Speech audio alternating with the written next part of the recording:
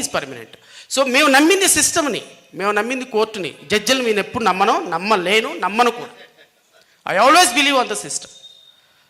సబ్సిక్వెంట్గా TCS పోయిన తర్వాత Cognizant వచ్చింది. ఆ కాగ్నిజెంట్ కంపెనీకి 1900 కోట్ల రూపాయల భూమి 99 పైసలకు ఇచ్చారు కాగ్నిజెంట్ కంపెనీకి. టాటా కంపెనీ కంటే కాగ్నిజెంట్ కంపెనీ ఇంకా పెద్దది, వాళ్ళకు కూడా అంతే. 1900 కోట్ల రూపాయల భూమి 99 పైసలకి. మళ్ళీ పిల్లేసా. సీజే ఏం అర్థం కావట్లా. లా ఇస్ మాకు ఫేవర్లో ఉంది, ఏం చేయాలో అర్థం కావట్లా. మళ్ళీ గవర్నమెంట్ అది లీజ్ అండి, సేల్ కాదని మళ్ళీ ఒప్పుకుంది కోర్టులో. మళ్ళీ 1900 కోట్ల రూపాయల భూమి ఆంధ్రప్రదేశ్ రాష్ట్ర ప్రజలకు సేవ్ చేసి పెట్టింది. ఈ ప్రాసెస్లో భాగంగా నేనేం చెప్పదలుచుకున్నానంటే, మెడికల్ కాలేజీలు ఈరోజు పీపీపీ చేసే పద్ధతుల్లో మాజీ ముఖ్యమంత్రి జగన్మోహన్ రెడ్డి గారు తీసుకున్నటువంటి ఒక సాహసోపేతమైన నిర్ణయం అనండి, లేకపోతే భావి తరాల్ని ఆశించి తీసుకున్నటువంటి నిర్ణయం అనండి.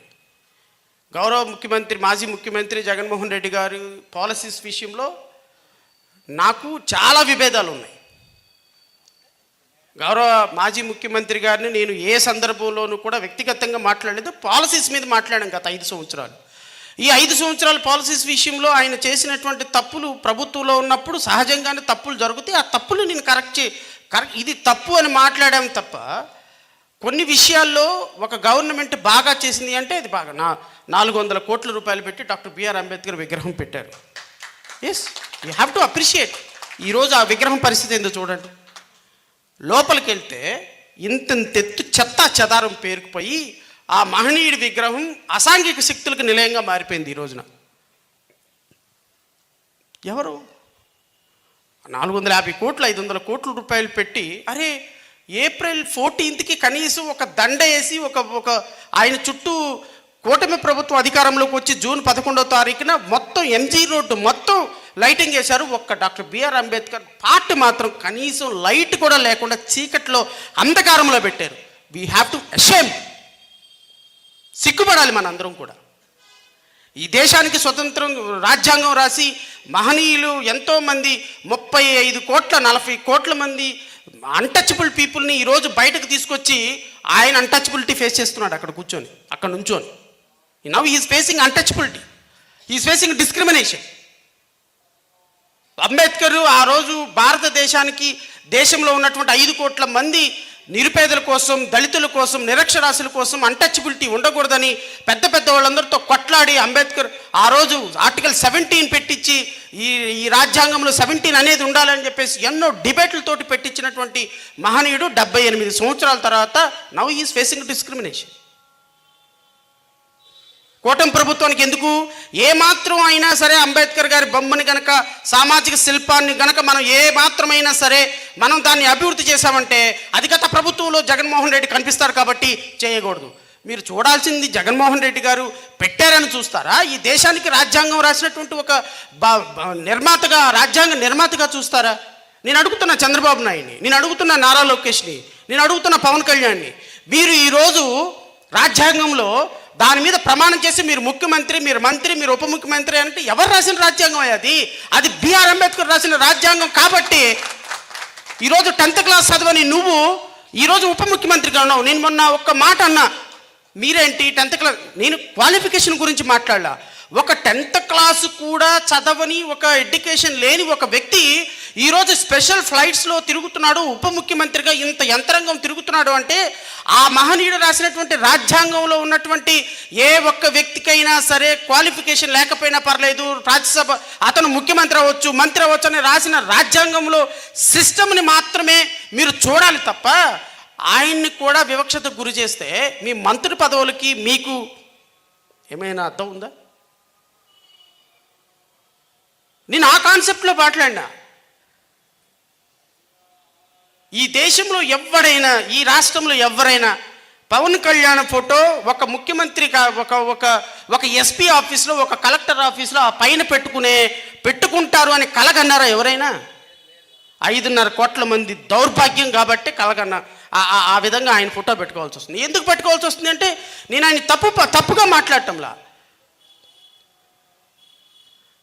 ఈరోజు ఈ పదవిలోకి రావటానికి ఆయన చేసినటువంటి విన్యాసాలు అన్నీ ఇన్నిగా. నువ్వు నిజాయితీగా ఉన్నావా? నిజాయితీగా రా పదవిలోకి. అబద్ధాలు. 30,000 మంది అమ్మాయిలు మిస్ అయ్యాడు. ఇదే ఏలూరులో చెప్పినారు ఆయన. ముగ్గురిని కూడా తీసుకురాలా ఉప ముఖ్యమంత్రి అయిన తర్వాత. అబద్ధాలు. సుగాలి ప్రీతి, మువల్ నగేష్ కొన్ని 10 మంది శవాల మీద ప్రమాణాలు చేసి వాళ్ళ బిడ్డల్ని దగ్గరకు అద్దుకొని అన్నీ కూడా హంగు ఆర్భాటాలు చేసి ఒక సినిమా స్టంట్లు చేసి ఈ 16 నెలల కాలంలో నేను గౌరవ ఉప ముఖ్యమంత్రి గారిని అడుగుతున్నా, ఒక్క విషయం ఎలక్షన్స్కి ముందు మీరు చెప్పినటువంటి ఒక్క విషయాన్ని ఇదిగో నేను ఇది చేశాను అని చూపించమనండి, నేను ఇంకొకసారి ఆయన గురించి మాట్లాడను. అబద్ధాలు, అన్యాయం, అక్రమాలు. అంటే ఇన్ని చేసి ఈరోజు ఉప ముఖ్యమంత్రి పదవిలోకి వచ్చినప్పటికీ కూడా నిన్ను ఎందుకు గౌరవిస్తున్నారు అంత ఫోటో పెట్టుకొని అంటే, డాక్టర్ బిఆర్ అంబేద్కర్ గారు రాసిన రాజ్యాంగంలో ఆ వెసులుబాటు ఉందయా? ఆ వెసులుబాటు మీకు ఉంది. We respect you, we respect your designation, but you are not respecting constitution, you are not respecting people, you are not respecting your word, you are not keeping up your word, you are not respecting Ambedkar ideology. Okay, whatever it is, మీరు సనాతన అంటారా ఇంకోటి అంటారా అనండి, but అల్టిమేట్గా what about constitution? ఈరోజు కూటమి ప్రభుత్వం వచ్చిన తర్వాత వెళ్ళి చూడండి, అంబేద్కర్ స్టాట్యూ చూడండి ఎలా ఉందో, సామాజిక శిల్పం. నేను మొన్న వెళ్ళి చూస్తే ఎంత వర్స్ట్ కండిషన్లో ఉందో నేను చెప్పలేను. మేము వెళ్ళి చూసి నేను కార్యాచరణ ప్రణాళిక ఇచ్చిన తర్వాత సాయంత్రానికి మొదలుపెట్టినారు. అప్పుడు వాళ్ళకి జీతాలు ఇచ్చి. అంటే నేను అనేది, ఈ కూటమి ప్రభుత్వం ఒక పక్క ప్రజా సంపద దోచేస్తుంది, ఇంకో పక్క రాజ్యాంగ హక్కుల ఉల్లంఘన.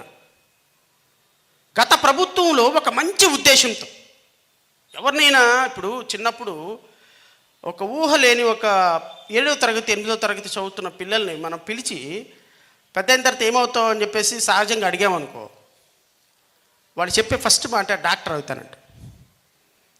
ఈ మధ్య కొద్దిగా పిల్లలు ఐడియాలజీ పెరిగి కలెక్టర్ అవుతాను. ఫస్ట్ మన చిన్నతనంలో మా జనరేషన్లో మేము అనే మాట ఫస్ట్ డాక్టర్ అవుతాను. ఈరోజు ఈ కూటమి ప్రభుత్వం వచ్చిన తర్వాత ఈ పీపీపీ విధానంలో ఏం జరుగుతుందో మీకు చెప్తా. మా పాప నీట్ రాసింది, అంటే ఇంటర్మీడియట్ తర్వాత నీట్ అంటారు దాన్ని, క్వాలిఫికేషన్. వీళ్ళ పాప కూడా నీట్ రాసింది. మా పాపకేమో 1,00,000 ర్యాంక్ వచ్చింది, వీళ్ళ పాపకేమో 1000 ర్యాంక్ వచ్చింది. సహజంగా ప్రభుత్వ మెడికల్ కాలేజీల్లో ఉంటే వీళ్ళ పాపకి ఫ్రీ సీట్ వస్తుంది, 12 లక్షల రూపాయలు ఫీజు కడితే సీట్ వస్తుంది. ఈ ప్రైవేట్ మెడికల్ కాలేజీల్లోకి రావటం వల్ల ఏమవుతుంది అంటే, 17 కాలేజీలు గవర్నమెంట్ కాలేజీలు ఉంటే గవర్నమెంట్ కాలేజీలో 100కి 100% కన్వీనరే ఫిల్ చేస్తాడు. అంటే ప్రభుత్వం ఆధీనంలోనే ఉంటాయి 100 సీట్లు. అంటే 200 సీట్లు ఉంటే 200 సీట్లు ప్రభుత్వమే ఫిల్ చేస్తుంది. ఇక అక్కడ ప్రైవేట్ భాగస్వామ్యం ఏమి ఉండదు. మా పాపకి 1,00,000 సీట్